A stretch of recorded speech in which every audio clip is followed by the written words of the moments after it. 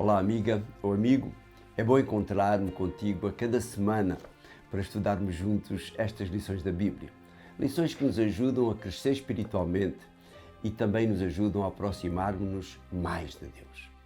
Eu convido-te a partilhar este pequeno resumo do nosso manual de estudos com os teus amigos, quer partilhando o link da Rádio Tranquilidade ou então o link do nosso canal no YouTube ou então a nossa página de Facebook 2 Minutos com Ele.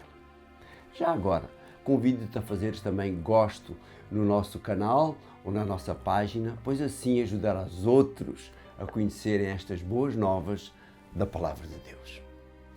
Chegamos à nossa lição número 6 do nosso guia de estudos, que tem como tema geral a promessa do restabelecimento da humanidade ao estado em que tinha saído quando foi criada por Deus e foi colocada lá no Jardim do Éden.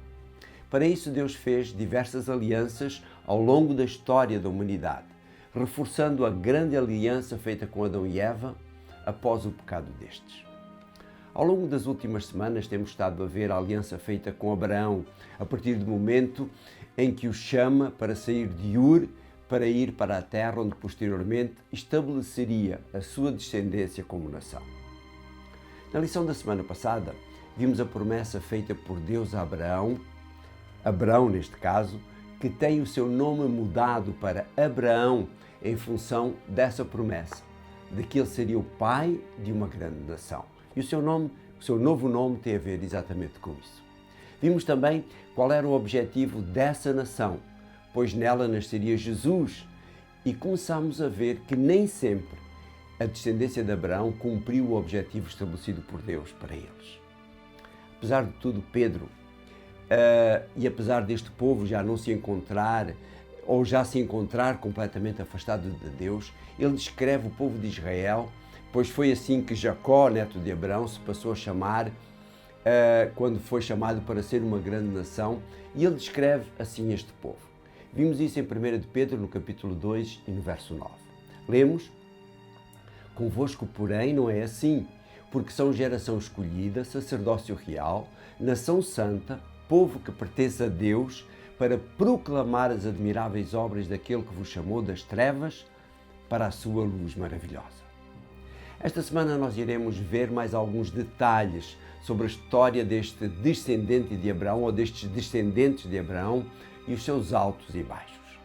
A nossa tendência natural é olhar para o fim da sua história, que não foi e não é a melhor. No entanto, ao longo de muitos anos e durante o reinado de alguns dos juízes e de alguns reis, esse povo foi uma verdadeira luz para as nações ao seu redor. Como dissemos na semana passada, este povo começou a formar-se após a migração de Jacó para o Egito, juntamente com os seus filhos, com os seus netos, com os seus empregados, as mulheres destes, etc. Cerca de 400 anos mais tarde, libertados por Moisés, saem rumo à terra que Deus tinha prometido a Abraão, para aí se estabelecer então como nação.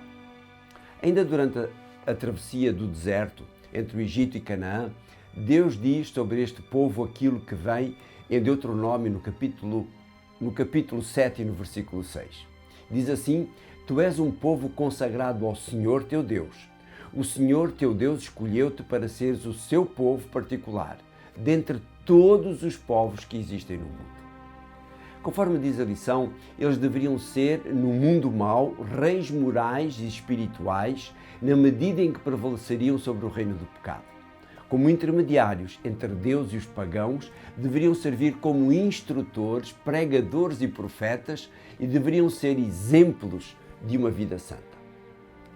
É muito interessante o que Deus revela a Abraão sobre o tempo que decorreria entre o estabelecimento da sua descendência na terra prometida. Vejam o que diz o capítulo 15 e o verso 13.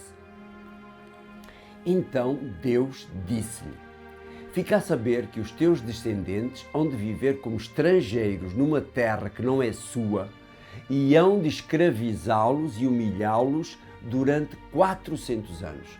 Foi isso que aconteceu exatamente nos 400 anos em que eles estiveram no Egito. 400 anos foi o tempo exato que os descendentes de Abraão estiveram no Egito, como eu acabei de dizer. Primeiro a convite de Faraó e depois escravizados. Há muitas pessoas que questionam o facto dos israelitas terem desapossado os habitantes de Canaã para ficarem com a sua terra. Mas vejam porque foi que Deus permitiu isso.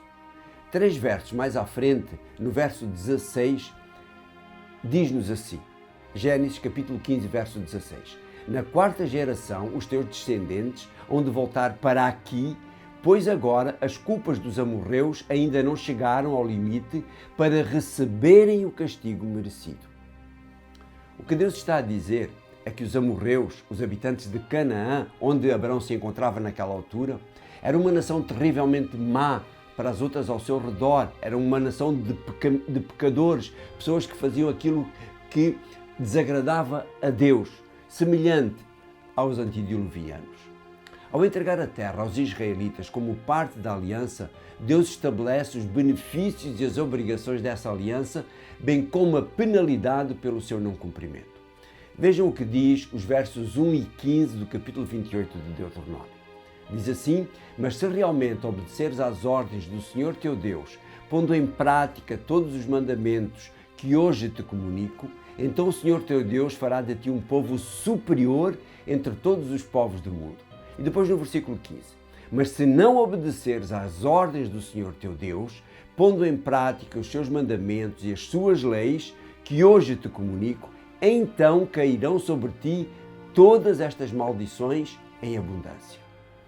Mas, como dissemos antes, o povo de Israel nem sempre cumpriu essa aliança. Pior ainda, abandonou-a completamente a partir de certa altura. Vejamos a descrição que Jeremias faz dos seus compatriotas no capítulo 11 e no verso 8 do seu livro. Mas não quiseram ouvir nem obedecer, antes continuaram na sua teimosia a fazer o mal. Ordenei-lhes que pusessem em prática a minha aliança, mas recusaram. Por isso os castiguei, conforme estava previsto na aliança que eles não respeitaram. Ou seja, sofreram as consequências da sua desobediência, do não fazer a vontade de um Deus que quer o melhor para as suas criaturas. Como diz a lição, o ponto a destacar é que a apostasia de Israel não teve a sua raiz na desobediência, mas numa relação pessoal rompida com o Senhor, num rompimento que resultou na desobediência que finalmente trouxe sobre eles o castigo. Apesar de tudo, a aliança de Deus com Israel não foi desobedecida por todos. No meio das ervas daninhas, por assim dizer, restaram algumas flores. Estes são aqueles que Sofonias chama de um remanescente ou resto, conforme os versos 12 e 13 do capítulo 3 do seu livro. Diz assim, deixarei em ti pessoas humildes e pobres, um resto que confiará no Senhor. E depois no versículo 13, estes serão o resto de Israel. Não cometerão mais iniquidades, não dirão mais mentiras, não abrirão mais a boca para enganar. Poderão comer e repousar sem que ninguém os vá incomodar.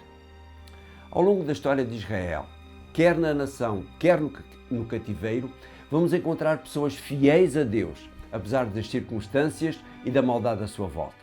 São os casos de Josias, de Daniel, de Elias, de Jeremias, de Esther e de tantos outros homens e mulheres a quem o Senhor chama de resto ou remanescente e que continuaram a mostrar Deus aos que estavam ao seu redor. Quando nós olhamos para o livro profético de Daniel, encontramos nele uma profecia que mostra até que ponto Deus seria paciente com este povo e quando seriam passado testemunho a outros que cumpririam melhor a tarefa para que Deus os tinha chamado. Daniel mostra que 3 anos e meio após a morte de Jesus, pelos judeus, estes rejeitariam completamente a missão para que tinham sido escolhidos através de Abraão, e a missão seria entregue a outras pessoas de outras nacionalidades. Vejamos, por exemplo, o que diz Paulo a respeito dos Gálatas, na carta que lhes escreve no capítulo 13, no verso 29. E se são de Cristo, então são descendência de Abraão e herdeiros de acordo com a promessa. Paulo diz que eles aceitam Jesus como Filho de Deus, então passam a ser descendentes espirituais de Abraão. Vejamos como ele complementa isto na carta aos Romanos, no capítulo 4 e no verso 16. Diz ele: portanto, é pela fé que vem esta herança. Deste modo, a promessa tem valor para todos os descendentes de Abraão que têm fé como ele, e não só para os que são da lei de Moisés. Assim, Abraão, o pai espiritual de todos nós. A partir do momento em que os judeus rejeitam completamente o papel de propagadores do plano da salvação, todos aqueles que aceitam este plano tornam-se descendentes espirituais daquele com quem Deus tinha estabelecido esta aliança. E eu e tu fazemos parte deles. Podemos então concluir, como diz a lição, que o verdadeiro Israel de Deus é o Israel da fé. Pessoas que vivem numa relação espiritual de aliança com Ele. Essas pessoas funcionam como seus representantes, comunicando ao mundo o Evangelho da sua graça redentora. Como eu dizia, eu e tu somos os representantes, somos esta descendência espiritual de Abraão. Nós e tantos outros que aceitaram o plano da salvação e que aceitam esta missão de levar o Evangelho a todos aqueles que estão ao nosso redor. Obrigado, querido Deus, porque me escolheste. Obrigado, querido Deus, porque escolheste este amigo ou amiga para sermos descendentes espirituais de Abraão. Que nós não sejamos também rejeitados como os judeus, como os israelitas foram, por não terem cumprido a missão. Ajuda-nos neste papel. Te pedimos em nome de Jesus. Amém. E para a semana nós iremos continuar a ver esta promessa.